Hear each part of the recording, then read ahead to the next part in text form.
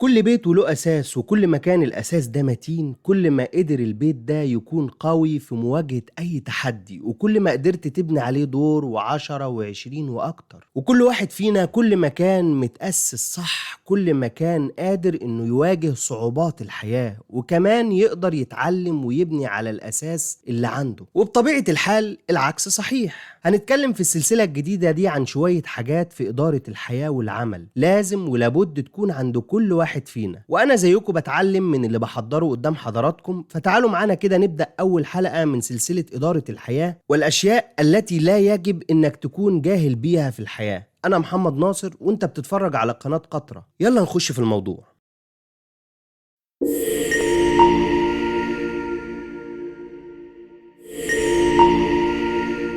السلام عليكم ورحمة الله وبركاته. ازيكم عاملين ايه؟ يا رب تكونوا بخير. الكون الجميل ده اللي ربنا خلقه لينا خلق ليه سيستم، اسباب زائد اسباب زائد توكل على الله بيساوي نتيجة، والنتيجة دي دايما بتكون في صالحك. يعني بتبذل أقصى مجهود وتركز تمام التركيز وتتوكل على الله، والنتيجة هي اللي هتحدد قصورك كان فين ونجاحك وتفوقك في ايه، علشان تبدأ رحلة جديدة تاني. الجزء اللي فيه مشكلة أو إخفاق نبدأ نصلح فيه، ومن هنا يتم البحث والتطور وعمارة الكون. حياتنا احنا كبشر ليها شوية أساسيات كده لازم فهمها. الأول أفهم الثوابت دي، وبعد كده بنسبة كبيرة جدا هتتفتح ليك أبواب لا حصر لها من الإبداع. وهنقول مثال على ده الكمبيوتر. لو أنا معرفش وما عنديش الأساسيات بتاعة الكمبيوتر ده، معرفش أي حاجة فيه، وقررت فجأة إني أشتغل عليه مثلا أي حاجة كده زي الفوتوشوب، ينفع أدخل على طول كده وأتعلم الفوتوشوب من غير ما يكون عندي وعارف أساسيات،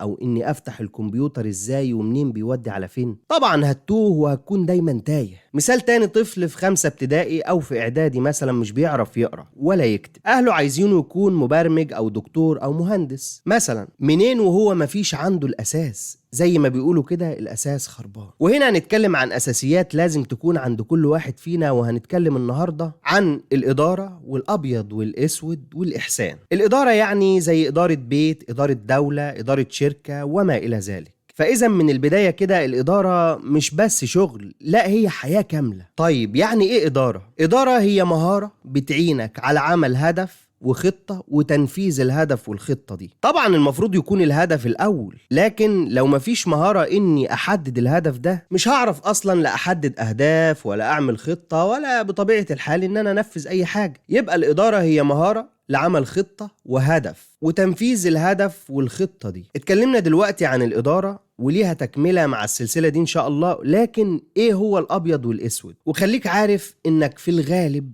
مش هتشوف الصورة كاملة بدون تركيز في شيء واحد بس، وتنتقل من شيء لشيء لحد ما الصورة توضح قدامك وتكون إلى حد ما الصورة الكاملة واضحة قدامك. الفكرة إن أي موضوع ليه كذا شكل، وكل واحد شايف من وجهة نظره. ممكن أنا أشوف شيء أنت مش شايفه، وانت تشوف شيء انا مش عارف اشوفه. انت شايف ان فلان ده محترم جدا، وغيرك بيقول ان فلان ده حرامي. مين فيهم صح؟ ممكن جدا يكون الاتنين صح عادي. الحياة مش ابيض واسود بس، دي رؤية مش صح. اختلافك مع ناس كتير وتشبثك برأيك بدون بحث ولا معلومات صحيحة ولا حتى وجهة نظر بدون خبرة، وحتى لو كان عندك خبرة فهي خبرتك انت، وانت مش هتشوف الصورة الكاملة. أنا تقريبا مش هشوف الصورة كاملة. دي من ضمن الحاجات والأساسيات اللي ممكن تعرفها، إن عمري ما هشوف الصورة كاملة. من ضمن الأساسيات برضو كمان الإحسان الدائم المستمر. أنا النهاردة فتحت شركة وكنت حريص جدا في البداية إني أقدم للعميل شيء كويس جدا.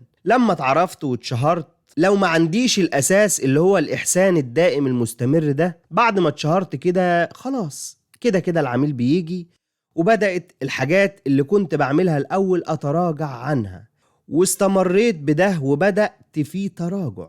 أنا هنا فين؟ أنا هنا مفيش إحسان في العمل.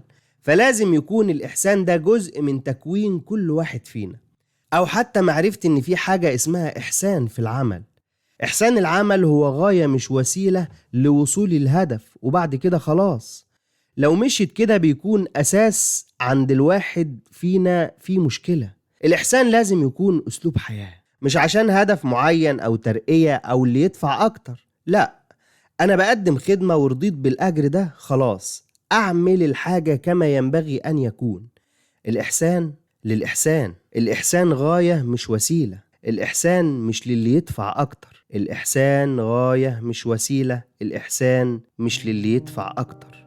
وبكده يكون خلص فيديو النهاردة. لايك وشير وتعليق تقول لنا رأيك فيه، وما تنساش إن مشاركتك معانا بتجربة ليك في الموضوع اللي بنتكلم فيه النهاردة هي بمثابة نور لناس الطريق مظلم قدامها. وبس كده، والسلام عليكم ورحمة الله وبركاته.